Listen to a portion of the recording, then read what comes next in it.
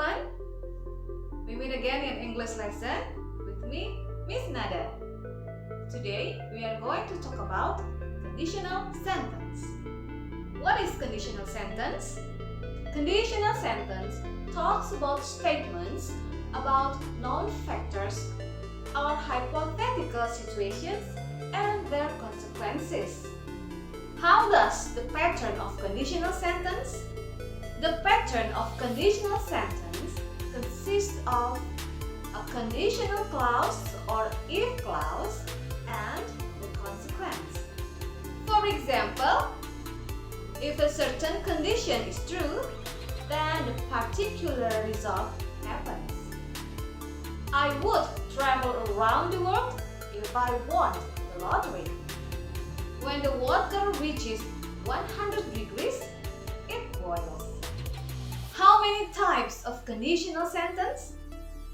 There are 4 types of conditional sentence. Zero conditional sentence expresses a general truth. It uses simple present tense in both clauses. We can use if or when interchangeably because the outcome will always be the same. For example, if you don't brush your teeth, you will get cavities. The first conditional talks about the situation in which the outcomes is likely to happen in the future, but we have to take an underline in this case that it is not guaranteed.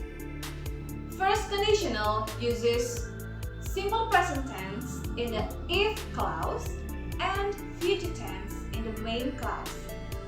For example, if you set your mind to a goal, you will eventually achieve it. Second conditional expresses outcomes that are completely unrealistic or will not likely happen in the future. It uses simple past tense in the if clause and auxiliary modal verbs in the main clause. The example of second conditional is: if I were a millionaire, I would go around the world. How about third conditional? It explains the present circumstances would be different if something different had happened in the past. For example, if I had cleaned the house, I could have watched the movie. We use past perfect tense or have a past participle in the if clause and modal auxiliaries such as would, should, could, or might, completed with have and past participle in the main clause. We can also use verb phrase were to in conditional sentence.